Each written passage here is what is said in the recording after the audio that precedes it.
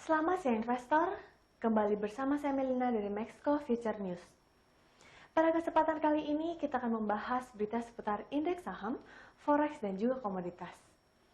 Dimulai dari Bursa Saham Amerika Serikat Wall Street yang berakhir bervariasi pada akhir perdagangan Rabu setempat atau Kamis dini waktu Indonesia Barat karena investor mencerna berita mengenai putaran baru pakai stimulus Amerika Serikat terkait bantuan COVID-19.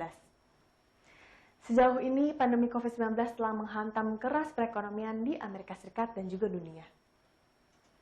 Kamis 3 Desember 2020, indeks Dow Jones Industrial Average naik sebanyak 59,87 poin atau 0,20% menjadi 29.883,79.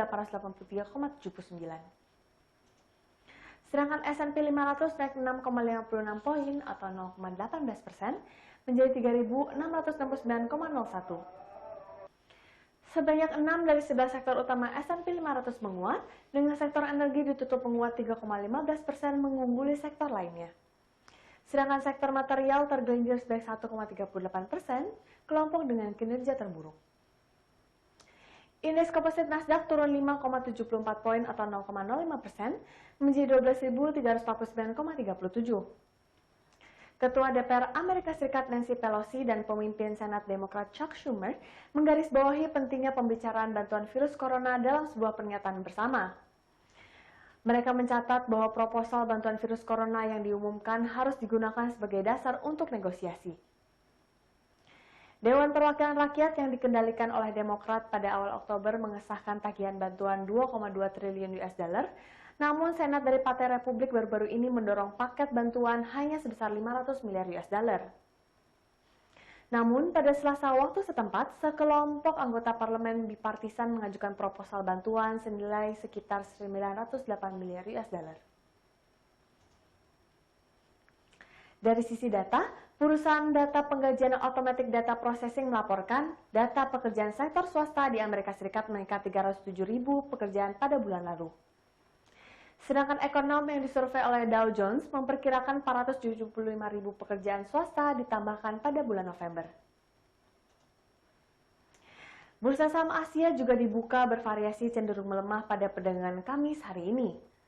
Hal ini terjadi di tengah optimisme pasar terkait vaksin virus corona dan perkembangan stimulus Amerika Serikat.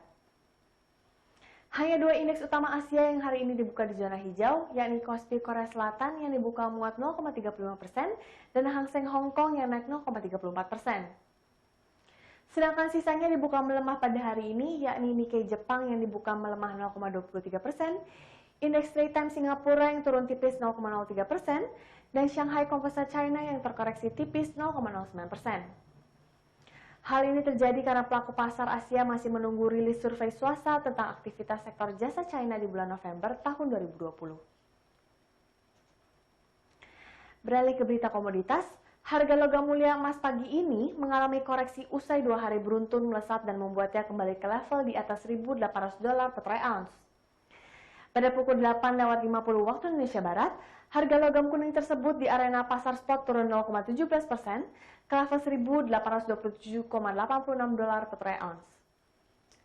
Pada hari Selasa dan Rabu, harga emas ditutup dengan apresiasi dan berhasil menghantarkannya ke level $1.831 per troy ounce pada penutupan kemarin. Dolar Amerika Serikat yang kian melemah menjadi salah satu pemicu utama rally harga emas. Indeks dolar yang mencerminkan posisi greenback terhadap mata uang utama lainnya telah turun 0,3% dalam sebulan terakhir. Indeks dolar kini berada di level terendah dalam 2,5 tahun terakhir. Di bulan November, harga bullion telah turun karena kabar positif dari vaksin virus corona. TD Securities melihat peluang emas untuk terus naik hingga akhir tahun ke $2.000 per troy ounce pada tahun 2021 sehubungan dan ekspektasi inflasi. Menurut para analis, mengingat suku bunga real belum berhasil naik lebih jauh, sementara dolar terus mencetak posisi terendah baru dan The Fed mengeluarkan nada akomodatif, analis memperkirakan bahwa pemulihan ekonomi yang berkelanjutan akan sekali lagi memicu minat investasi dalam emas sebagai aset lindung nilai inflasi. Sementara itu, kabar positif lain datang dari raksasa di sektor farmasi untuk penggunaan darurat bagi vaksin Pfizer dan partnernya BioNTech. Sedangkan izin dari pemerintahan Amerika Serikat akan datang sebentar lagi, bahkan banyak yang beranggapan bahwa vaksin Pfizer akan disetujui untuk penggunaan darurat sebelum tahun 2021. Harga minyak naik lebih dari 1% pada perdagangan Rabu karena pasar menunggu fakta dari produsen tentang produksi minyak yang diharapkan banyak pedagang akan terus dikendalikan dan persetujuan Inggris atas vaksin COVID-19 mendorong harapan untuk pemulihan permintaan. Dikutip dari CNBC, Kamis 3 Desember 2020, harga minyak mentah berjangka Brent naik 94 sen atau 2% menjadi 48,36 dolar per barrel. Harga minyak mentah West Texas Intermediate ditutup naik 1,64% atau 73 sen pada 45,28 dolar per barrel.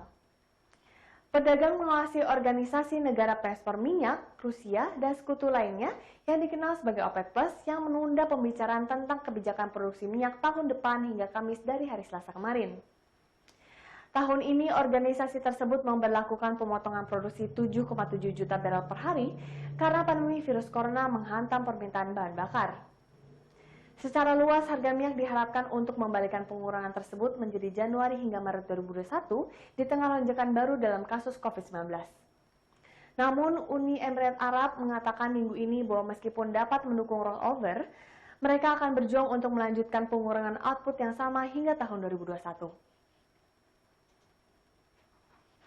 Sekian berita seputar indeks saham, forex, dan komoditas untuk hari ini. Saya Melina pamit undur diri, terima kasih dan sampai jumpa lagi.